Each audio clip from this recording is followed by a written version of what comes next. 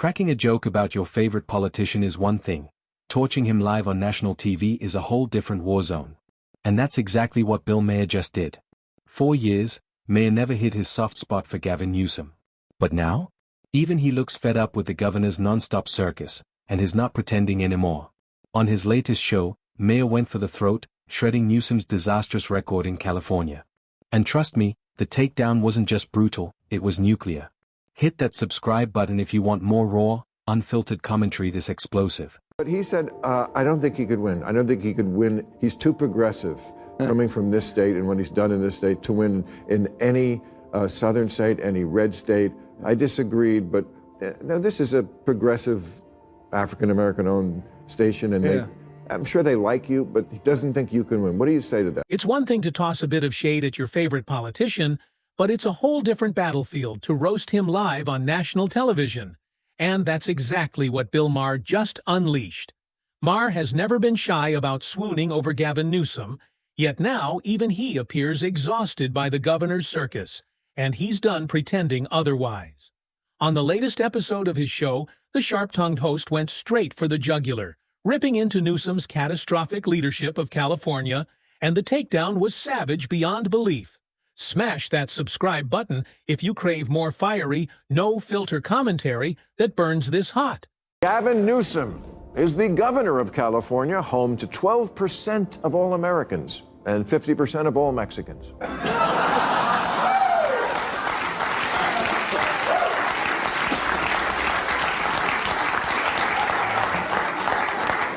On the upside, Newsom is the only governor, with the possible exception of Kristi Noem, who looks like they could do porn. Did Bill Maher really just say Gavin Newsom's biggest legacy is that he looks like he belongs in the adult film industry? That's not a roast, that's a career-ending uppercut. Remember, this is coming from someone who used to sing his praises. Imagine being governor of one of the most powerful states in America, only to have your greatest accomplishment reduced to a face fit for an X-rated parody. Forget the talking points, forget the bragging, Maher just stripped it all down to mockery.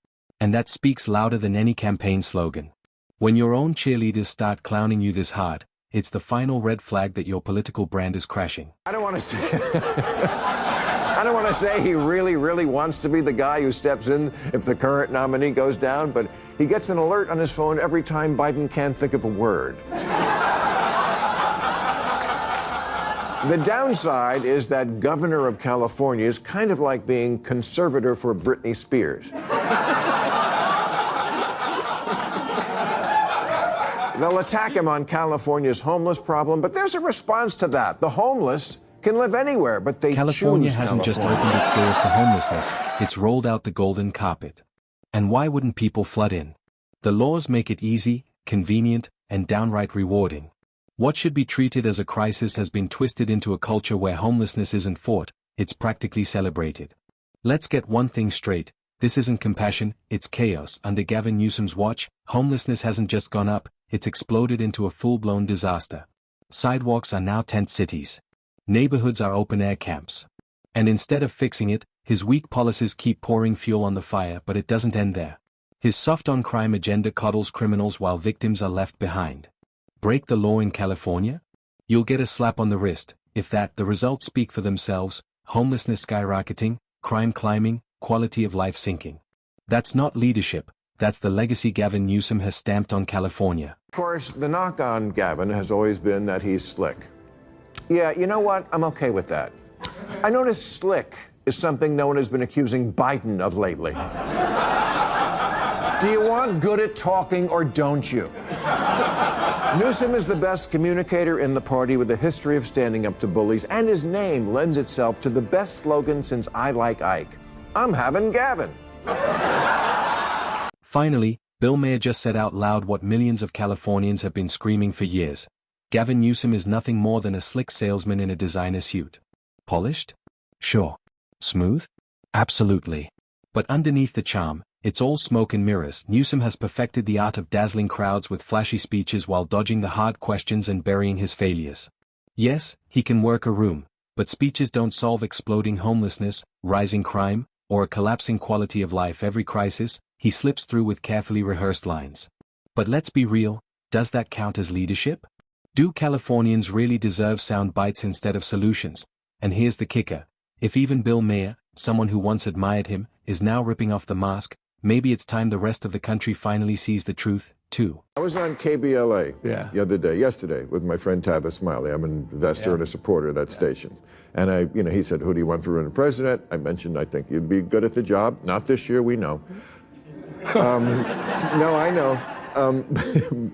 But he said, I don't think he could win. I don't think he could win. He's too progressive coming from this state and what he's done in this state to win in any southern state, any red state. I disagreed, but no, this is a progressive African-American owned station, and I'm sure they like Let's you. Let's be real. Doesn't think Gavin Newsom doesn't stand a chance at the presidency. Not after the wreckage he's left behind in California. His record is such a disaster that even the slickest PR machine can't spin it clean. Across the state, frustration is boiling over. California, once the proud hub of innovation, business, and prosperity, has become a place people can't wait to escape. Major corporations have packed up, jobs have vanished, and countless high-profile residents have bolted, sick of paying the price for his reckless economic policies. The middle class? Crushed. The cost of living? Unbearable. And the mass exodus smashing record says it all. But here's the nail in the coffin. Even Democrats are whispering that Newsom has gone too far. When your own base thinks you're too extreme, your presidential dreams aren't just shaky, they're dead on arrival. The swing states, there's only 8 of them. Right. Well, I mean, California is an interesting case study, isn't it? It's the size of 21 state populations combined. Yeah. 2/3 of the state is very deeply red. We don't need to be lectured on rural politics or border issues. I mean, in so many ways, these are familiar issues, and the issues of the heartland of the United States are very much a part and parcel of the work we're doing in this state. But look, I understand this notion that you're from the coast, you don't understand those things. You can't talk the language. You're not able to communicate, and you're not able to actually encourage and find that common ground. No, it's stuff like there's a new law in this. I think we have way too many regulations and laws, as we've talked about. And this one, I think, says if you're a department store with over 500 employees, you have to have a gender-neutral toy department. Here's where Bill Maher nailed it. Gavin Newsom's downfall isn't just the homelessness crisis or California's wrecked economy, it's the non-stop woke circus he's been hyping from the very beginning. Voters across America are fed up with identity politics being shoved into every corner of daily life. And under Newsom's watch, California has become ground zero for it all. Some of the laws are so absurd they sound like satire. Maher singled out one of the worst. A rule forcing any toy store with over 500 employees to create a gender-neutral section because in Newsom's California, kids can't just play with toys, they have to make a political statement while doing it. As if gender doesn't even exist anymore, this kind of tone-deaf policymaking doesn't build confidence. It makes voters roll their eyes and laugh at the idea of Gavin Newsom ever stepping foot in the Oval Office. Too much government there. That's an interesting one because the department stores came to us supporting that. And they were the ones making a case for that.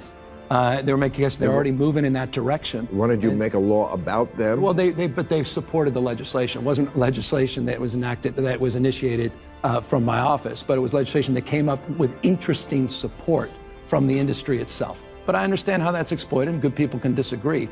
But that's not something we woke up and said, this is a top priority for the state, when we know what the top priorities are: homelessness, housing, the issues of crime, quality of life, and issues related to regulation and taxes, which are all top of mind. And that right there is Gavin Newsom's slick talk in action, the oldest trick in the political playbook. Nobody's saying he doesn't see California's problems. Of course he does. Everyone does. Homelessness is spiraling out of control. Crime is surging in every major city.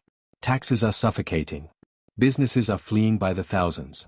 These aren't hidden issues, they're splashed across headlines every single day. The problem isn't awareness. It's action. Knowing the house is on fire doesn't make you a hero. Picking up the hose and putting out the flames does. But Newsom hides behind polished speeches and clever buzzwords, pretending that acknowledgement equals leadership. It doesn't. Words don't build affordable housing. Words don't cut crime. Words don't balance budgets. Action does, and while California keeps waiting, Gavin Newsom just keeps talking. And good job this year making it rain. You're welcome. Because that was my legislative priority. It was looking bad there for a while, and we still don't have enough water in the Colorado River and all this stuff. Yeah. And then whenever I read, 80% of the water goes to agriculture. Almonds. Right. No one ever asked you about almonds? Oh, I'm going to ask you about almonds. Yes, you heard that right, nearly 80% of California's entire water supply is swallowed up by agriculture. And a massive slice of that? Almond farming. Let that sink in. This is the same state infamous for crushing droughts, raging wildfires every summer, and endless lectures telling residents to take shorter showers and let their lawns die in the name of saving water. Yet, behind the curtain, billions of gallons are pumped straight into almond orchards. Why? Because almonds are California's golden cash crop, and big agriculture has the power to keep the taps wide open. So while ordinary citizens are told to ration like it's the apocalypse, corporate farms are draining the state dry. The irony couldn't be darker. In a land burning with fire and thirst, California's precious water isn't saving its people, it's growing nuts.